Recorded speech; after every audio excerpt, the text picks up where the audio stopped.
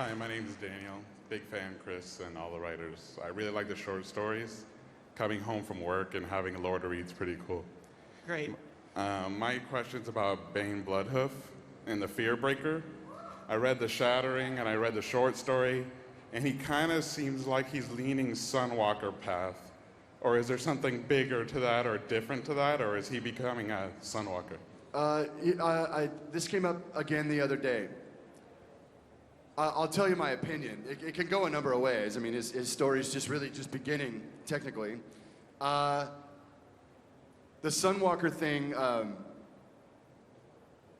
everybody had a fit when Tauren, when Paladin came up, right? It just doesn't feel all that right.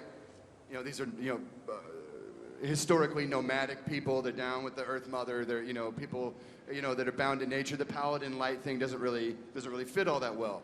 Sunwalker was an attempt to at least try to realize the lore and make sure that it fit about as well as it could fit.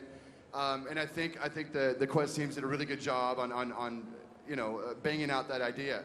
Relative to Bane, I can see how people can come to that conclusion. Fearbreaker being a hammer, being a particularly paladin-like weapon.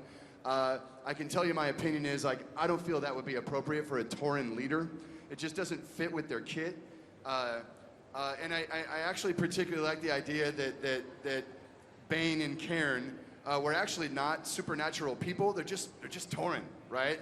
They're just dudes of the earth. They don't have a supernatural component. They don't have magical powers, right? They're just Tauren, right? I love the truth of that because that's just what Tauren says to me. So I'm not a huge fan of actually making him a Sunwalker.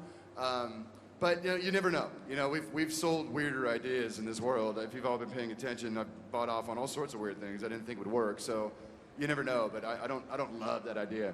Now I want to ask Dave. Were you guys totally going in that direction? I don't think we had solid plans yet for where Bane was going to go, so we can talk about that. Okay, thanks. Thank you. Hi, just give a quick shout out to my guild, Black Label on Calthus. Anyways, I was wondering, for the books, we don't see too much of what happens in the books, come over into the game, with spoilers for Thrall.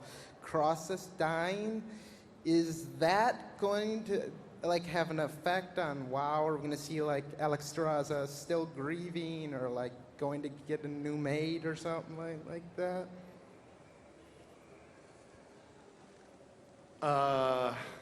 That's two different points. On part B, which is Alexstrasza and the nature of the aspects and what's coming for them, I can't wait for you guys to see how this all ends up. It's really good. So we're not gonna tell you anything about Big about things the go down aspects. in 4-3. Big things go down. I mean, literally, figuratively. Big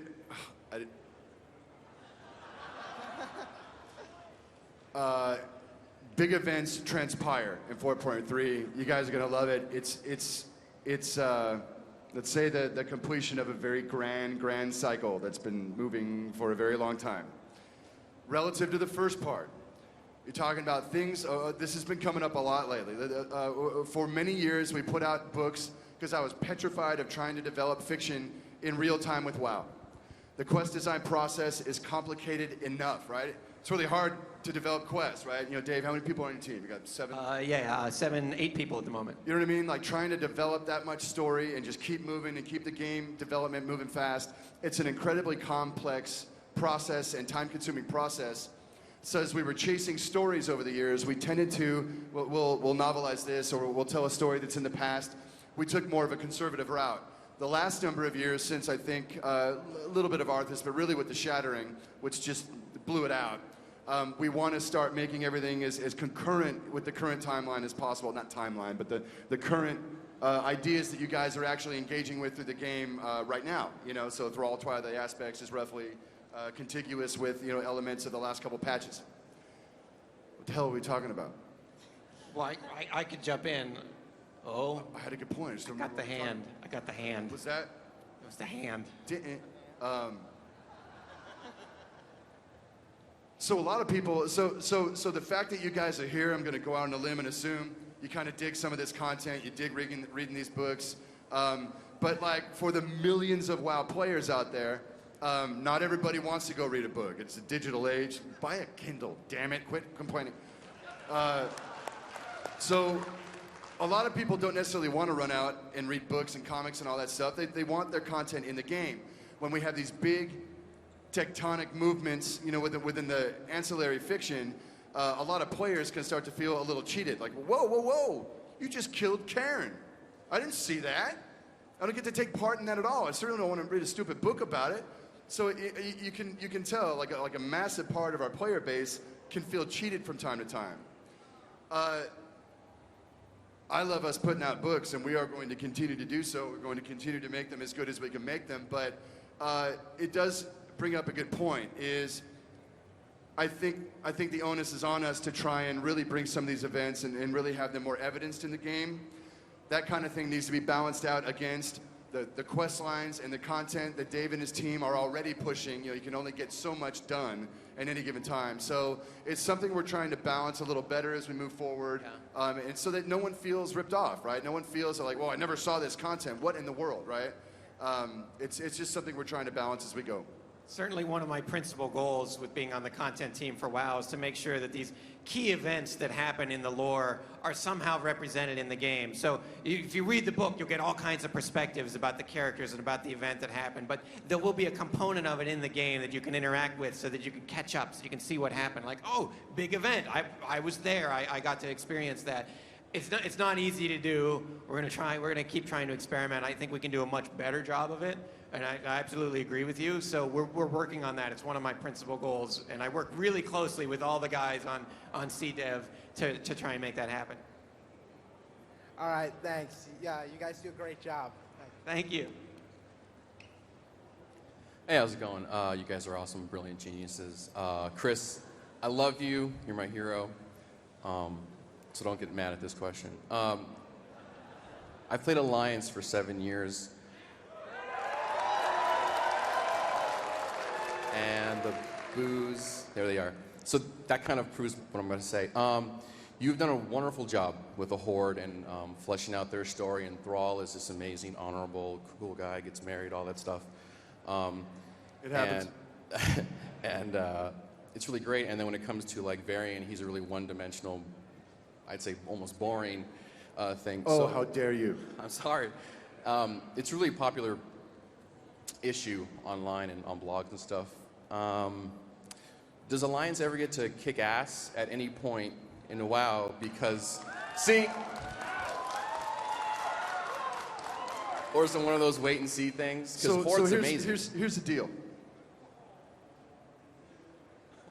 Part of the Thrall thing,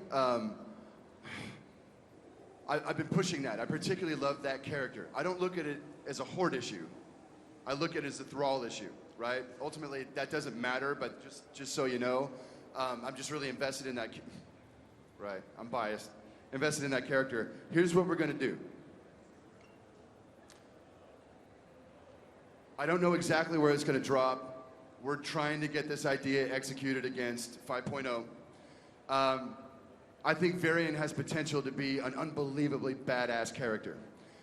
I've been talking to Dave and kind of jotting down some notes. What I want to do is create a very epic quest line called the Trials of the High King, such that Varian will be given tasks like, you know, the labors of Hercules, right, by each of the Alliance races, something that means something to them, something that really gives you an insight into each of these races and how they're doing right now, something that only he can kind of accomplish for them, and you will be his squire, right? You will help Varian become the most badass Alliance leader, such that at the end of the day, there's no more personality bullshit, right? He's totally got it together. He's one of the most, you know, awesome warriors in the world. And ultimately, every one of these Alliance races is going, you're totally our king. We will follow you anywhere.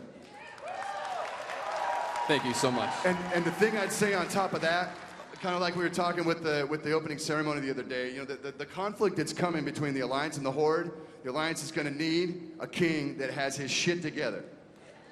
And he's going to get it together. Thank you. Absolutely. You know, we always look at, when we write for the world, sometimes, like we see Thrall as like a world character, And I can understand if you're the Alliance, you're like, yeah, but he's not my dude. And I feel you there. I think we owe the Alliance big time. So it's going to come around. Yeah. And we're also going to explore his Varian's relationship with his son, with Anduin. We're going to explore some of that. We actually got really good hooks for Anduin down the line. Anduin's like potentially, and you know what's funny? Before Christy Golden wrote The Shattering, we did not have plans for Anduin. And she was, we were talking today, we had worked out the outline, and she's like, Chris, I'm feeling this kid, and I think he's gonna be a really wonderful component of the story and help me move things along. I'm like, Christy, you know, I don't know, you know, that's burning a lot of screen time on a character. And she said, just trust me. I'm like, I totally trust her, and she killed it. I'm reading that book and just going, I love this kid. So currently, he's off to boarding school with the Draenei and learning, you know, the deep ways of the cosmic light with Velen. And we got some plans for that boy one day. So there you have it. Or the Horde. All this Alliance talk. I know. Well, we got plans for the Horde, too. It's all Don't worry, Horde. You guys are great. Dave, thank you so much for that Sylvanas story. That was excellent. Thank you. And on that topic, in the story, we see that there are 9 Valkyr, and it takes 1 to revive her. In the Silverpine quests, we see 3 Valkyr seemingly sacrifice themselves to revive her. So, can you clarify, are there any rules as far as her Valkyr resurrection? And, like, if there are, how many does she have left, and can she make more? So she cannot make more. What you got's what you got. It was interesting as we were putting that story together. We were trying to make sure it matched up with what was going on in Silverpine. So 3 of the more lesser Valkyr it took to raise her in Silverpine. It only took 1 of the more elder Valkyr to really kind of sacrifice herself. How many are left? I think, what do we come up with? You're going to have to, I know I'm turning to you here because I think we counted up. 3 in Silverpine, 1 in Northrend. One of them was killed by the Alliance in Andahal, right? Yeah. Yeah? So we got left 4? She's only got 4. Go get her! Long live the Banshee Queen! Yeah.